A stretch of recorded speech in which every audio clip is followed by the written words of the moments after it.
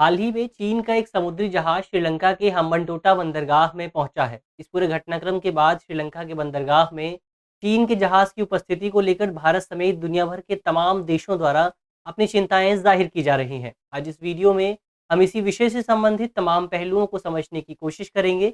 जानेंगे कि आखिर वो कौन सा जहाज है जो चीन से चलकर श्रीलंका के बंदरगाह में पहुंचा है और इस पूरी घटनाक्रम के चीन के लिए, श्रीलंका के लिए क्या निहितार्थ हो सकते हैं। मेरा नाम है अक्षय और आपका स्वागत है दृष्टि आईएएस की इस नई वीडियो में। वीडियो शुरू करते हैं और सबसे पहले वीडियो की रूपरेखा को समझ लेते हैं, यानी उन बिंदुओं की बात कर लेते हैं जिनके माध्यम से हम अपनी चर्चा को आगे बढ़ाएंगे। तो वीडियो में सबसे पहले हम न्यूज़ यानी खबर को देखेंगे। इसके बाद जानेंगे कि आखिर वो चीन का कौन सा जहाज़ है जो श्रीलंका के बंदरगाह में, श्रीलंका के हम्बनटोटा बंदरगाह में पहुंचा है। इसके बाद हम्बनटोटा में क्या कर रहा है ये पूरा जहाज़, यानी हम्बनटोटा में पूरा जहाज़ क्या करने आया है, इसके काम क्या है, क्यों पहुंचा है, इसको समझने की कोशिश करेंगे। साथ ही ये भी जानेंगे कि भारत इस पूरे जहाज़ को लेकर क्या चिंताएं जाहिर कर रहा है, भारत के समक्ष क्या-क्या चिंताएं मौजूद हैं, उन चिंताओं पर बात करेंगे। इसके अलावा अन्य देशों ने इस पूरे विषय को लेकर क्या-क्या प्रतिक्रिया दी है, क्या-क्या रिएक्शंस दिए हैं, उन रिएक्शंस पर भी बात करेंगे। साथ ही श्रीलंका के लिए इस पूरी स्थिति के क्या निहितार्थ हो सकते हैं, क्या इम्प्लीकेशंस हो सकते हैं, उन निहितार्थों को भी समझेंगे। इसके अलावा ये भी जानेंगे कि दुनिया के अलग-अलग बंदरगाहों पर चीन आखिर कब्जा करने की कोशिश क्यों कर रहा है, अलग-अलग बंदरगाहों पर चीन अपना नियंत्रण स्थापित क्यों कर रहा है। अंत में एक प्रश्न पर बात करेंगे, प्रश्न प्रीलिम्स का है और आप वीडियो में बताए गए तथ्यों के आधार पर प्रश्न को हल करने की कोशिश कर सकते हैं। आज का जो पूरा विषय है वो सामान्य अध्ययन प्रश्न पत्र 2 से संबंधित है।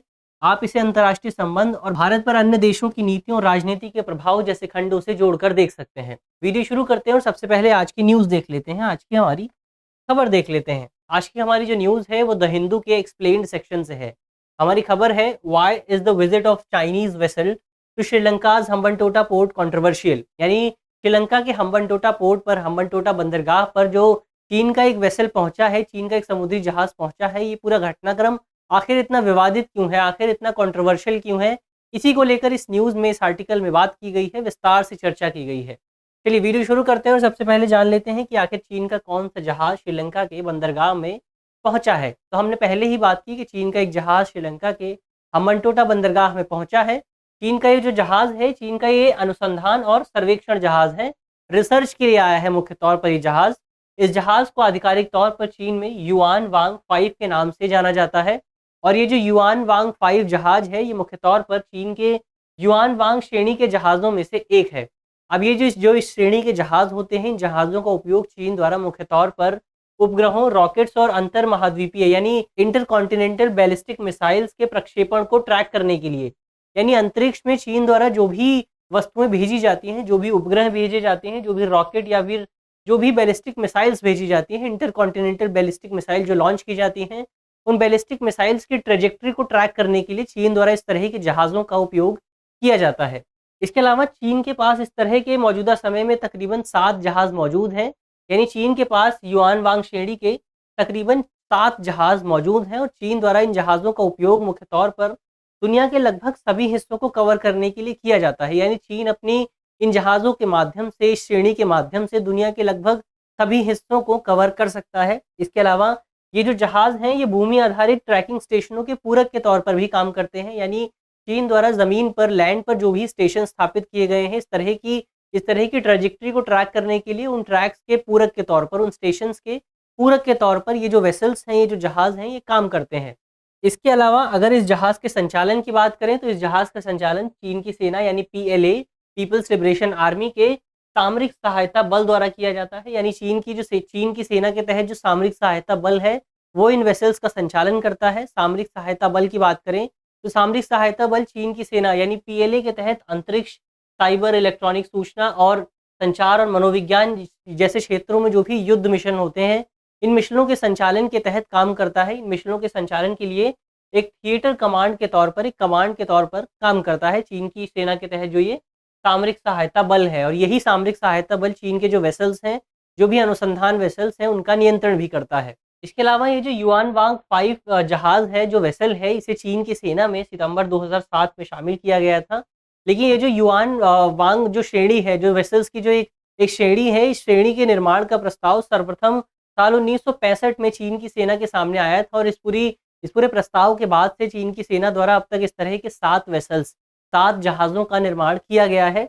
इसके अलावा इस तरह के जहाज़ों का उपयोग मुख्य तौर पर हमने पहले ही बात की कि चीन की सेना द्वारा, चीन की सरकार द्वारा मुख्य तौर पर जो ट्रेजेक्टरीज़ होती हैं, रॉकेट्स की ट्रेजेक्टरी, उपग्रहों की ट्रेजेक्टरी, उनको ट्रैक करने के लिए किया जाता है। आपको याद होगा कि पिछले महीने चीन ने लॉन्ग मार्च 5B नाम से एक रॉकेट लॉन्च किया था और इस रॉकेट के लॉन्च को ट्रैक करने के लिए भी चीन द्वारा इस तरह के वेसल्स का उपयोग किया गया था। इसके अलावा बीते दिनों चीन ने तियांगोंग अंतरिक्ष स्टेशन का पहला लैब मॉड्यूल भी लॉन्च किया था और इस पूरे लॉन्च को ट्रैक करने के लिए भी चीन द्वारा इस तरह के वेसल्स का उपयोग किया गया था।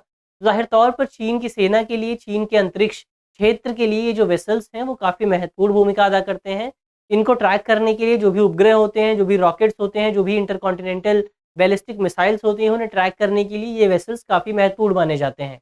ये तो बात हुई कि कौन-सा जहाज़ श्रीलंका पहुँचा है। अब आगे बात करते हैं कि आखिर हम्बनटोटा बंदरगाह में ये जहाज़ करेंगे क्या? इनका काम क्या है इस पूरे बंदरगाह में? तो इस जहाज़ के काम को समझने के लिए हमें पहले ये समझना होगा कि आखिर हम्बनटोटा बंदरगाह क्या है और ये पूरा बंदरगाह इतना महत्वपूर्ण क्यों है? तो श्रीलंका का ये जो हम्बनटोटा बंदरगाह है, ये एक डीप सी बंदरगाह है, गहरे समुद्र में स्थित बंदरगाह है और श्रीलंका का ये दूसरा सबसे बड़ा बंदरगाह है। इस पूरे बंदरगाह के निर्माण के लिए श्रीलंका को चीन द्वारा व्यापक स्तर पर वित्त पोषण यानी फंडिंग प्रदान की गई थी। लेकिन इसके बाद जब श्रीलंका द्वारा श्रीलंका ने जो ऋण लिया था चीन से, जब श्रीलंका उस ऋण को चुकाने में असमर्थ हो गया तो साल 2017 में श्रीलंका ने चीन को 99 वर्ष की लीज़ पर ये पूरा बंदरगाह प्रदान कर दिया था। तो मौजूदा समय में इस पूरे बंदरगाह का संचालन चीन द्वारा ही किया जा रहा है।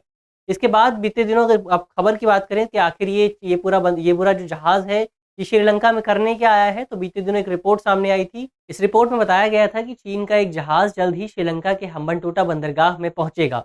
इस रिपोर्ट के सामने आने के बाद भारत ने इस पूरे विषय को लेकर श्रीलंका के प्रतिनिधियों के समक्ष, लीडर के समक्ष अपनी चिंताएँ ज़ाहिर की थी। इसके अलावा भारत के अलावा कई पश्चिमी देशों ने भी, खासतौर पर अमेरिका और यूके जैसे देशों ने भी अपनी चिंताएँ इस पूरे विषय को लेकर ज़ाहिर की थी। इसके बाद श्रीलंका द्वारा इस यात्रा को कुछ समय के लिए टाल दिया था। इस पूरे वेसल की यात्रा को कुछ समय के लिए टाल दिया था। श्रीलंका ने भारत और अमेरिका से कहा था कि दोनों देशों को इस पूरे विषय को लेकर अपने कुछ सख्त सबूत प्रदान करने चाहिए, कुछ ऐसे सबूत देने चाहिए कि जिनके माध्यम से ये साबित किया जा सके कि ये जो यात्रा है ये भारत के लिए एक सामरिक दृष्टिकोण से खतरनाक साबित हो सकती है। हालाँकि भारत द्वारा जो सबूत प्रदान किए गए, श्रीलंका को वो सबूत इतने कॉन्क्रीट नहीं लगे और इसी वजह से श्रीलंका ने बाद में इस पूरे वेसल को वापस आने की अनुमति दे दी। इसके बाद ये पूरा वेसल 16 अगस्त को श्रीलंका के हम्बनटोटा बंदरगाह में पहुंच गया। इससे पहले ये जो पूरा वेसल था वो 11 अगस्त को श्रीलंका के बंदरगाह में पहुंचने वाला था, लेकिन अनुमति न मिलने के कारण बाद में 16 अगस्त को ये पूरा जो वेसल है वो श्रीलंका के हम्बनटोटा बंदरगाह में पहुंचा। तो इस तरह से ज़ाहिर तौर पर यहाँ भारत के तमाम आग्रहों के बावजूद भी श्रीलंका ने इस पूरे विषय को लेकर चीन का साथ दिया है, ऐसा दिखाई दे रहा है इस पूरे विषय में। अब इस पूरे विषय को लेकर चीन ने अपना आधिकारिक बयान भी जारी किया है। चीन ने अपने आधिकारिक बयान में कहा है कि चीन द्वारा इस पूरे वेसल का उपयोग मुख्य तौर पर अगस्त और सितंबर के दौरान हिंद महासागर के उत्तरी पश्चिमी हिस्से में चीन के उपग्रहों के नियंत्रण और उनको ट्रैक करने के लिए उनका इस तरह के जहाज़ों का संचालन किया जाएगा। यानी चीन का कहना है कि जहाज़ हैं ये मुख्य तौर पर अनुसंधान जहाज़ हैं और ट्रैकिंग जहाज़ हैं। श्रीलंका ने भी चीन के इसी रवैये को अपनाया है। चीन के इसी बयान को दोहराते हुए श्रीलंका ने भी कहा है कि ये जो जहाज़ हैं ये केवल अनुसंधान जहाज़ हैं, केवल परीक्षण के लिए ही श्रीलंका में पहुँचे हैं। अब यहाँ सवाल उठता है कि जब श्रीलंका और चीन का कहना है कि ये जो जहाज़ हैं ये केवल एक अनुसंधान जहाज़ है, तो इससे आखिर भारत को क्या चिंताएँ, भारत के समक्ष क्या-क्या चिंताएँ पैदा होती हैं? उन चिंताओं की बात भी कर लेते हैं। तो ये जो जहाज़ है, इस जहाज़ को, इस पूरे वेसल को युआन वांग 5 एक बहुत ही शक्तिशाली ट्रैकिंग वेसल है और एक रिपोर्ट की माने तो इस पूरे वेसल की जो रडार क्षमता है वो तकरीबन 750 किलोमीटर के आसपास है। और इतनी बड़ी रडार क्षमता के माध्यम से ये जहाज़ ज़ाहिर तौर पर भारत के दक्षिणी हिस्सों में जो राज्य मौजूद हैं, ख़ासतौर पर केरल, तमिलनाडु और आंध्र प्रदेश, इन राज्यों के जो बंदरगाह हैं, उन बंदरगाहों को आसानी से कवर कर सकता है। इन बंदरगाहों को आसानी से ट्रैक कर सकता है, आसानी से अपनी रडार क्षमता में इनका आकलन कर सकता है और इनसे संबंधित खुफिया सूचनाएँ एकत्रित कर सकता है, तो जो कि ज़ाहिर तौर पर भारत के लिए एक महत्वपूर्ण चिंता होगी। इसके अलावा इस पूरे जहाज़ के माध्यम से दक्षिण भारत में जो भी सामरिक महत्व की इकाइयाँ हैं, जो भी स्ट्रेटेजिक इम्पोर्टेंस वाली जो भी इंस्टॉलेशंस हैं, उन इंस्टॉलेशंस के समक्ष भी खतरा उत्पन्न होता है। ज़ाहिर तौर पर चीन अपने इस जहाज़ के माध्यम से उन इंस्टॉलेशंस के ऊपर निगरानी कर सकता है। हालाँकि चीन का कहना है कि ये जो जहाज़ है, ये केवल एक सिविल जहाज़ है, एक अनुसंधान जहाज़ है। लेकिन इस पूरे विषय को लेकर जानकारों द्वारा चिंता जाहिर की जा रही है कि चीन के दावे के विपरीत इस जहाज़ में सैन्य उपकरण भी मौजूद हो सकते हैं, कुछ मिलिट्री डिवाइस भी मौजूद हो सकते हैं, जो कि ज़ाहिर तौर पर भारत पर निगरानी करने के लिए उपयोग किए जा सकते हैं। इसकी वजह से भारत के समक्ष एक सामरिक दृष्टिकोण से एक बड़ा खतरा उत्पन्न होता है। एक जो स्ट्रैटेजिक पॉइंट ऑफ व्यू से भारत के लिए एक बड़ी चुनौती पैदा होती है इस पूरे वेसल के कारण। इस पूरे विषय को एक बार मैप पे समझ लेते हैं, तो यहाँ पर भारत है और भारत के दक्षिणी हिस्से में मौजूद है श्रीलंका, और श्रीलंका के दक्षिणी हिस्से में मौजूद है हम्बनटोटा बंदरगाह। अब इसी हम्बनटोटा बंदरगाह पर पहुंचेगा चीन का एक वेसल। जब चीन का ये वेसल श्रीलंका के इस दक्षिणी बंदरगाह पर पहुंचेगा, तो इस बंदरगाह उस पूरे वेसल की रडार की वजह से ज़ाहिर तौर पर भारत का जो दक्षिणी हिस्सा है, वो दक्षिणी हिस्सा भी इस पूरे वेसल में कवर किया जा सकेगा, और इससे इस पूरे दक्षिणी हिस्से में जो भी राज्य आते हैं जैसे तमिलनाडु, केरल और आंध्र प्रदेश, इन राज्यों को कवर करना, इन राज्यों को ट्रैक करना और इनकी निगरानी रखना। इसके अलावा इन राज्यों में जो भी महत्वपूर्ण इंस्टॉलेशंस हैं, इकाइयाँ हैं, जो भी महत्वपूर्ण संस्थान हैं, जो भी महत्वपूर्ण चीज़ें हैं, उनकी निगरानी करना चीन के लिए काफ़ी आसान हो जाएगा, जो कि भारत के लिए ज़ाहिर तौर पर एक बड़ा खतरा है। ये तो बात हुई कि भारत को लेकर, भारत के समक्ष इस पूरे विषय को लेकर क्या-क्या चिंताएँ मौजूद हैं। अब आगे बढ़ते हैं और दुनिया भर के तमाम देशों ने, भारत समेत अन्य देशों ने इस पूरे विषय को लेकर क्या-क्या प्रतिक्रिया दी है, क्या-क्या रिएक्शंस दिए हैं, उस पर बात कर लेते हैं। सबसे पहले भारत के रिएक्शन की बात करें, तो भारत ने ज़ाहिर तौर पर चीन के जहाज़ की उपस्थिति को लेकर अपनी चिंताएँ ज़ाहिर की हैं। भारत के विदेश मंत्रालय ने इस संबंध में एक बयान जारी किया है। इस बयान में कहा गया है कि भारत अपने सुरक्षा और आर्थिक हितों को प्रभावित करने वाले किसी भी घटनाक्रम की सावधानीपूर्वक निगरानी कर रहा है। हालाँकि भारत के विदेश मंत्रालय ने स्पष्ट किया है, इस संबंध में जो बयान जारी किया गया है उसमें स्पष्ट किया गया है कि भारत इस पूरे विषय को लेकर श्रीलंका पर किसी भी तरह का दबाव नहीं बनाएगा, क्योंकि श्रीलंका एक स्वतंत्र देश है और श्रीलंका अपनी नीति निर्धारित करने को लेकर पूर्णतः स्वतंत्र है। हालाँकि भारत ने अपने इस पूरे स्टेटमेंट के माध्यम से स्पष्ट कर दिया है कि भारत चाहता है कि श्रीलंका अपने बंदरगाह में चीन को अनुमति न दे। इसके अलावा अमेरिका समेत दुनिया के कई पश्चिमी देशों ने भी श्रीलंका के समक्ष इस पूरे विषय को लेकर अपनी नाराज़गी ज़ाहिर की है। बीते दिनों अमेरिका के विदेश मंत्री एंटनी ब्लिंकन और श्रीलंका के विदेश मंत्री के बीच एक बायलैटरल बैठक आयोजित की गई थी। एक द्विपक्षीय बैठक आयोजित की गई थी और इस बैठक के दौरान भी अमेरिका के विदेश मंत्री ने इस पूरे विषय को लेकर श्रीलंका के विदेश मंत्री के समक्ष अपनी नाराज़गी ज़ाहिर की थी, इस पूरे मुद्दे को उठाया था। तो ज़ाहिर तौर पर दुनिया भर के तमाम देश इस पूरे विषय को लेकर अपनी चिंताएँ ज़ाहिर कर रहे हैं। दुनिया के तमाम देश, खासतौर पर पश्चिमी देश और भारत का मानना है कि ये पूरा जो वेसल है, ये भारत के लिए एक बड़ा खतरा उत्पन्न कर सकता है और श्रीलंका की इकॉनमी के लिए, श्रीलंका की जो स्ट्रैटेजिक ऑटोनॉमी है, उसके लिए भी खतरा उत्पन्न कर सकता है ये पूरा जहाज़। लेकिन अब ऐसे में सवाल उठता है कि इस पूरे घटनाक्रम के कारण श्रीलंका के लिए क्या मायने हो सकते हैं? इस पूरे घटनाक्रम से श्रीलंका पर क्या प्रभाव देखने को मिल सकता है? तो हम जानते हैं कि पिछले कुछ महीनों से श्रीलंका मौजूदा समय में एक गंभीर आर्थिक संकट से गुजर रहा है और इस आर्थिक संकट के कारण श्रीलंका का जो विदेशी ऋण है, वो विदेशी ऋण तेज़ी से बढ़ता जा रहा है। अब ख़ास बात यह है कि श्रीलंका का जो भी कुल विदेशी ऋण है, उस विदेशी ऋण में चीन की हिस्सेदारी 10% से भी ज़्यादा है। तो ज़ाहिर तौर पर श्रीलंका पर चीन का दबाव काफ़ी ज़्यादा है। वहीं दूसरी ओर भारत श्रीलंका को आर्थिक संकट से निपटने के लिए अब तक $3.8 बिलियन की सहायता प्रदान कर चुका है। तो इस तरह से ज़ाहिर तौर पर श्रीलंका मौजूदा समय में दो बड़ी शक्तियों के बीच फंस गया है, ऐसा जानकारों का कहना है। एक और भारत है, जिसे मौजूदा समय में अमेरिका और पश्चिमी देशों का समर्थन प्राप्त है और जो मुख्य तौर पर श्रीलंका को मौजूदा आर्थिक संकट से निपटने में सहायता भी प्रदान कर रहा है। वहीं दूसरी ओर चीन है, जो कि जिसका काफ़ी ज़्यादा ऋण श्रीलंका पर मौजूद है। तो ऐसे में श्रीलंका के लिए इन दोनों शक्तियों के बीच संतुलन बनाना काफ़ी मुश्किल हो गया है। श्रीलंका काफ़ी प्रयास कर रहा है कि इन दोनों शक्तियों के बीच संतुलन बनाए रखा जा सके, लेकिन यहाँ ये चीज़ भी महत्वपूर्ण है, ये तथ्य भी काफ़ी ज़रूरी है कि दोनों ही देशों के लिए श्रीलंका काफ़ी ज़्यादा महत्वपूर्ण है। दोनों ही देश श्रीलंका को अपने साथ रखना चाहते हैं, क्योंकि श्रीलंका दोनों के लिए महत्वपूर्ण है। एक और चीन मानता है कि अगर चीन इस पूरे क्षेत्र में श्रीलंका पर अपना प्रभाव स्थापित कर लेता है, तो ज़ाहिर तौर पर श्रीलंका के माध्यम से दुनिया में जो भी मरीन ट्रेड होता है, समुद्री व्यापार होता है, श्रीलंका के माध्यम से चीन इस पूरे व्यापार पर अपना नियंत्रण हासिल कर सकेगा, अपना प्रभाव स्थापित कर सकेगा। वहीं दूसरी ओर भारत चाहता है कि श्रीलंका पर चीन का प्रभाव, चीन का वर्चस्व काफ़ी ज़्यादा ना बढ़े, क्योंकि अगर श्रीलंका पर चीन का वर्चस्व बढ़ेगा तो ज़ाहिर तौर पर ये भारत के लिए सामरिक दृष्टिकोण से एक बड़ी हार होगी, भारत के लिए एक बड़ी चुनौती बन जाएगा ये। और इसकी वजह से भारत और श्रीलंका के संबंध, जो कि पिछले कई वर्षों से काफ़ी बेहतर बने हुए हैं, दोनों देशों के संबंध भी प्रभावित होंगे। ज़ाहिर तौर पर श्रीलंका के लिए मौजूदा समय में ये काफ़ी चुनौतीपूर्ण स्थिति है और श्रीलंका को कोई भी डिसीजन लेने के लिए काफ़ी ज़्यादा विचार विमर्श करना पड़ रहा है। चलिए अब आगे बढ़ते हैं और अंत में जान लेते हैं कि आखिर चीन दुनिया भर के बंदरगाहों पर कब्जा करने की कोशिश क्यों कर रहा है, उन बंदरगाहों को नियंत्रित करने की कोशिश क्यों कर रहा है। तो हम जानते हैं कि जो भी आइलैंड नेशंस होते हैं, जो भी द्वीप देश होते हैं, उन देशों की अर्थव्यवस्थाओं के लिए समुद्री व्यापार को काफ़ी महत्वपूर्ण माना जाता है, क्योंकि इन देशों के पास जो समुद्री सीमा होती है, जो मरीन बाउंड्री होती है, वो काफ़ी ज़्यादा होती है।